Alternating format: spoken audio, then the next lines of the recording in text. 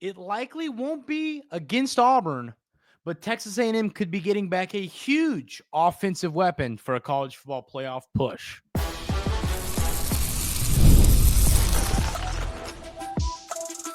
You are Locked On Aggies, your daily podcast on the Texas A&M Aggies, part of the Locked On Podcast Network, your team every day. Welcome on into Locked On Aggies. I'm your host, Andrew Stefaniak. Thanks for making Locked On Aggies your first listen every single day. Happy Friday. On the show today, ladies and gentlemen, we'll talk a little bit about some keys to a victory over the Auburn Tigers. But we got to start the show with some kind of exciting news that we got late Wednesday evening. And that, of course, was the injury report came out. And Texas A&M running back Ruben Owens was listed as doubtful. That could be huge. Now, does Ruben Owens play against Auburn? I don't believe so, no. Does that give me hope that there's a chance that you see him against Texas? Maybe. I mean, the goal hopefully is from doubtful to questionable, and then maybe he's able to give it a go against Texas. Now, we have to look at this kind of big picture. Even if he's good to go against Texas, I mean, there's no way in his first game back he's been able to give you more than 12 snaps. I mean, what I'm saying is I don't think Coach Klein and Coach Yelko are going to get Ruben Owens back and just be like, boom, there you go, 30 carries today. Like, that's not going to happen. They would slow him into it. But I mean, okay, so let's think about this. So the college football playoff dates. College football playoff dates. So let's take a look at this. This is important. Friday, December 20th through Monday, January 20th. So December 20th, 2024 is the first game of the playoff. That means that if you find a way to beat Auburn and you find a way to beat Texas, and let's say Ruben Owens doesn't even play against Texas. Okay, let's play that game. That gives you 20 days to get ready for the college football playoff. Obviously, the SEC championship, you're hoping he's good to go. That would be the ideal situation. Ruben Owens likely doesn't play this week, but the move from out to doubtful tells us he's getting there. Then if let's say he suits up against Texas and he plays 10 snaps, then maybe for the SEC championship, he's able to give you 20 snaps. And let's say you're in the playoff, right? You're in the playoff, you're good to go. He has 3 weeks to get fully healthy. Yeah, they're going to feed Ruben Owens. And then that tandem of Ruben Owens and Amari Daniels, you feel really good about where you're at running back wise. I talked about it. Those of you that listened to the crossover with Zach Blackerby of Locked On Auburn that we put up on yesterday's show. I mean, I'm concerned about the Texas A&M running back room because of E.J. Smith. I mean, he had an opportunity against New Mexico State, I think, to give everybody confidence for him kind of as the RB2, and I just don't think he got that done.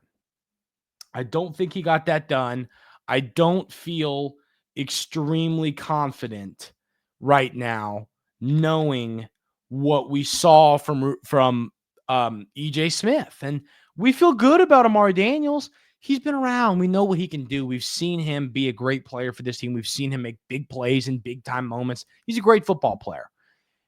But you're going to have to give some carries to a backup running back in some capacity. And it looks like that's E.J. Smith. And I just don't know if I believe in E.J. Smith. And I hate to say it. But that's just the reality. So I would love nothing more than to be just absolutely proven wrong by E.J. Smith. I would love for him to go out and get 7 carries against Auburn and go for 42 yards, maybe bust off a 22-yard touchdown, do something great. Nothing would make me happy. I'm not rooting against the kid. I want anyone to think that.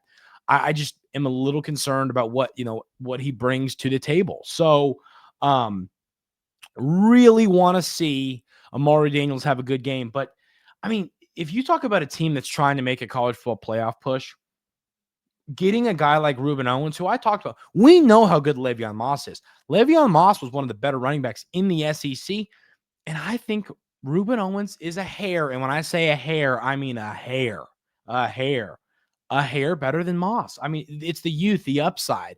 He's a 5-star guy. Obviously, I'm not saying Moss wasn't highly ranked guy. I'm just saying Owens has the upside to be an absolutely electric player for years and years and years to come.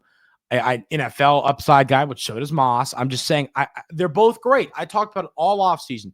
If I had to rank my thoughts on the difference from Moss to Owens, I liked Owens 51 and Moss 49. It was darn close. It was very similar. It wasn't like I was like, well, I want 70% of the carries to go to Owens and 30% to go to Moss. I thought it was going to be pretty close to a 50-50 split because they're both great backs, and that would keep both of them hopefully, healthy. Obviously, that didn't happen. But that's kind of my thoughts on this team and on this running back room right now. If you could get Owens back now, if he's not going to be 100%, there's no reason to rush Ruben Owens back. I don't know if that's what the staff is doing. It's kind of interesting because we don't really know we don't know what's going on here. We don't know the verbiage. We don't know is it Ruben Owens, Saul, Ruben Owens, Saul, Le'Veon Moss go down and kind of say, hey, my team needs me, and he's not really there yet. You want Ruben Owens to come back healthy. You need him to be back being himself, be right when he gets back, when he's back good to go.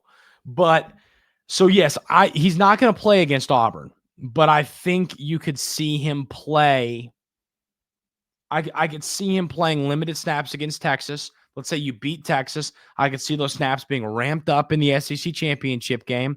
And then I could see him being full go for the college football playoff, which would be an absolutely huge turn of events. One of the main storylines for the show last week and this week here at Locked On Aggies has been, are we kind of in trouble? Where do we go?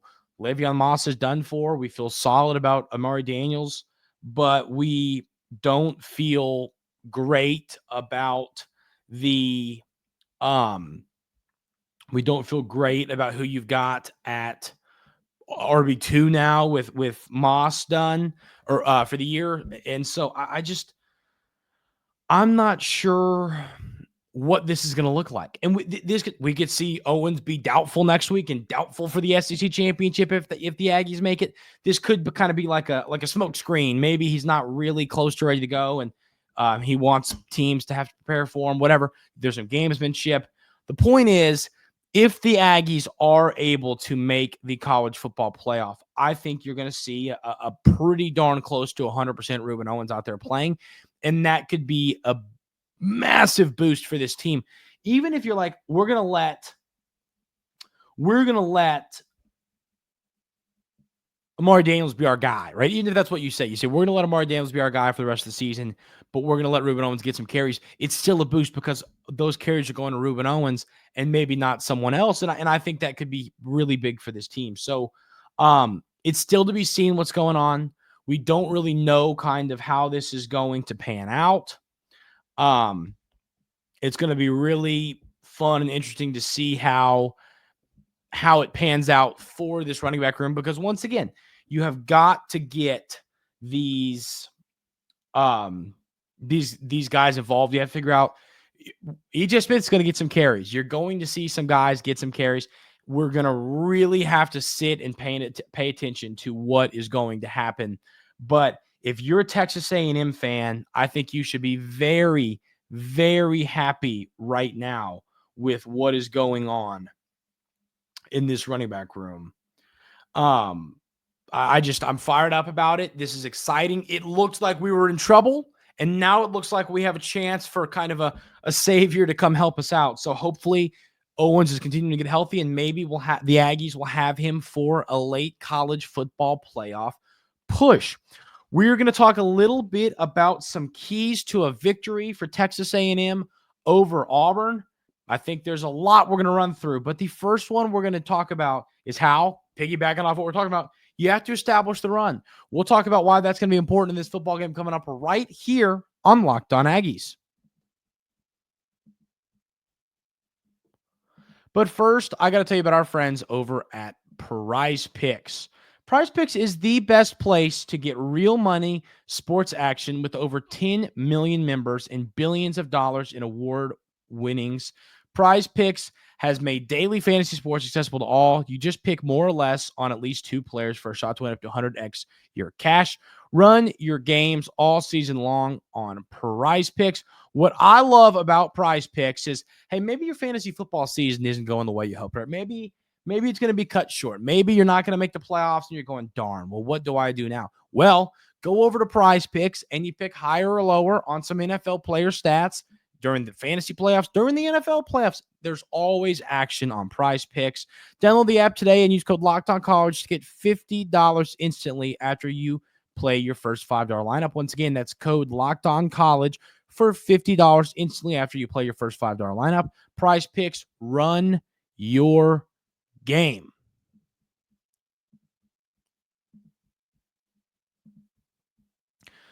Keys to victory today, ladies and gentlemen. We are going to run through some different keys to victory for the Aggies against the Auburn Tigers in a must-win football game. Once again, every game that you are now to a point, there is no such thing as a can lose. Every game is a must-win. I think every game should always be a must-win, but now this is even more of a fact. So the number one key to victory I have right now for this football game is establish the run. I mean, you're playing. Texas A&M has a system. They want to run the football. We've talked about this. It's very clear. That's what the Aggies want to do. They want to run the rock. And against an Auburn team that we talked about yesterday has the 12th best rush defense in college football, that's not going to be the easiest thing in the world to do. So Colin Klein's going to run the football. You know what I mean? It's kind of like, I feel like he's not going to really adapt based on the personnel and based on how solid the opponent run defense is. He's playing his football game. And I kind of like that. I mean, you play your style of football. You swing your swing. That's what you got to do. And Colin Klein's going to do that. So Texas A&M has got to find a way to establish the run with Amari Daniels and EJ Smith. I mean, I would feed EJ Smith if I was, or Amari Daniels, if I was Colin Klein. I would give him, I would make the carries 20-5, maybe Daniels to Smith, having Smith just be your change of pace kind of guy. I mean, we talk about this often. We know who Amari Daniels is as a running back. We've seen him for years and years and years. We know what he's capable of. We know he's a really solid player with a really high upside. I believe in Amari Daniels. I believe in what he's capable of and that he can really succeed as the main running back in this offense, in an offense that wants to run the ball a ton. So, that is something you got to see the Aggies find a way to establish the run, even without your guy in Le'Veon Moss. And that's going to be a goal for Coach Klein in this game. So my first key to victory is establish the run. Now we move to the defensive side of the football. And my number one key to victory on the defensive side of the ball is to bend, not break on defense. Auburn has been one of the more interesting football teams we've seen in a long time because some of the numbers they're putting up offensively are solid. I mean, legitimately, they're putting up fine numbers. But then you look at their scoring, and it hasn't been great. You know what I mean? I mean, the scoring has just not been what they're looking for. And it's interesting because, once again, they're moving the football. They're not finding ways to punch it in once they move the football. And part of the issues, too, is they have part of the issues on offense for Auburn is they don't have a kicker. They're going to try. It's going to be interesting to see who they stick out there at kicker. It's not going to be McPherson. It's either going to be the freshman or this walk-on kid. And not having a kicker has been a real problem for Auburn. I mean, anything outside of 40, they can't make. And that really ties a couple hands behind your back if you're Hugh Freeze. It's hard to win football games when you can't, if you stall out, have a surefire 3 points. So bend and don't. What I'm saying is, if Texas A&M gives up a couple big plays, if they give up a few chunk plays and Auburn's able to work it down, it's Texas A&M's 37, get a stop there. Because a lot of times you go, okay, well, they got it to the 32. That means they're in position for a 32-42 for a little under a 50-yard field goal. College kickers should be able to make this not 8 times out of 10, 9 times out of 10. Not good, right? Auburn, that's not the case. You can bend and not break, and they're going to struggle to make kicks. So that's going to be key, is bend, don't break. Force them to kick field goals. Don't let them score touchdowns. That's how they'll win this game, is if they're not worried about a field goal kicker because they're scoring touchdowns. You cannot let Auburn score a ton of touchdowns in this game.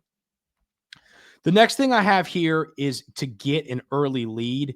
Knowing about Auburn's kind of offensive struggles and the issues they've had. I mean, and it's kind of, we saw this against like Missouri. And if you find a way to punch this Auburn team in the mouth, you're going to take the crowd out of the game.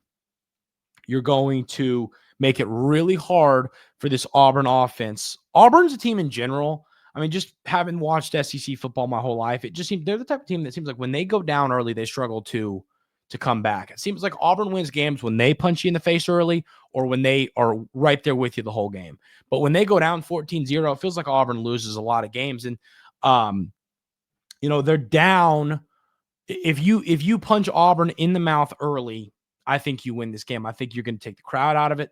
I saw this cool Auburn has a really cool kind of light show, just like every other school does. But if you let them kind of get fired up heading into the fourth quarter, you're going to run into a tough spot to kind of win this game. So you want to punch them in the mouth early, take this crowd, deflate this senior night crowd early, and that's going to give you a really good shot to get the massive win over the Auburn Tigers. And once again, the other, key to victory I have, and it's one we've talked about a little bit on Wednesday, but it's creating turnovers. Zach Blackerby wasn't Locked On Auburn host who joined the show yesterday. Great time talking to him. If you missed that, go check that out. That was yesterday's show.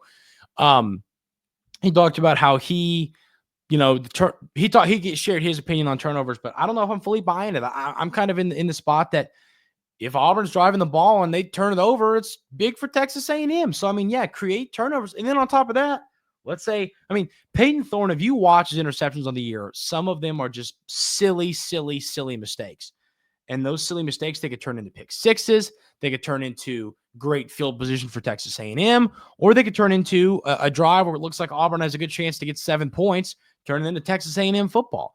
Turnovers can change this football game. So if I am, obviously you're always looking to win the turnover battle. You're always looking to turn over your opponent. But if I am Texas A&M, I really want to create some turnovers in this football game. I think that will go a long way to helping the Aggies get the win.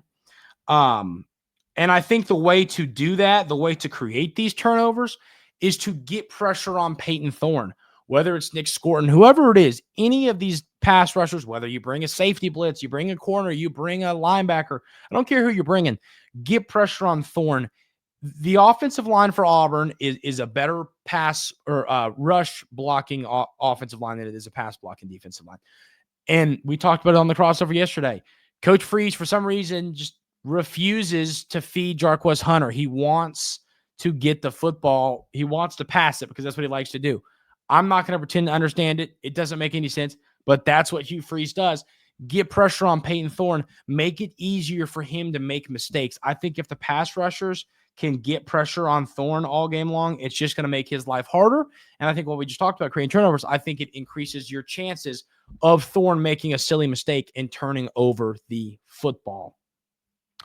We're going to talk about, I think, another massive key to victory. You could argue the number one key to victory, which is slowing down Jarquez Hunter. I'm going to tell you why that's so important coming up right here on Locked On Aggies.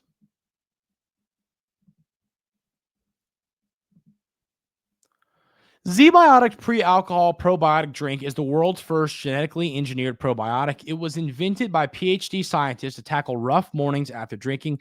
Here's how it works. When you drink, alcohol gets converted into a toxic byproduct in the gut. This byproduct, not dehydration, that's to blame for your rough next day. Pre-alcohol produces an enzyme to break down this byproduct. Just remember to make ZBiotics your first drink of the night. Drink responsibly, and you'll feel your best tomorrow. Every time I have pre-alcohol before drinks, I notice a difference the next day. Even after a night out, I can confidently plan on feeling really solid the next day, being able to wake up and watch football and get on the grill and play golf, whatever it is. This is the difference maker. The way you use it, step 1, drink pre-alcohol. For the best results, make pre-alcohol your first drink of the night. Step 2, drink responsibly. And step 3, enjoy tomorrow. Go to zbiotics.com/LockedOnCollege to learn more and get 50% off your first order when you use Locked On College at checkout. ZBiotics is backed with a 100% money-back guarantee, so if you're unsatisfied for any reason, they'll refund you your money, no questions asked. Remember to head to zbiotics.com/LockedOnCollege and use code LockedOnCollege at checkout for 15% off. Also want to tell you about our friends over at FanDuel.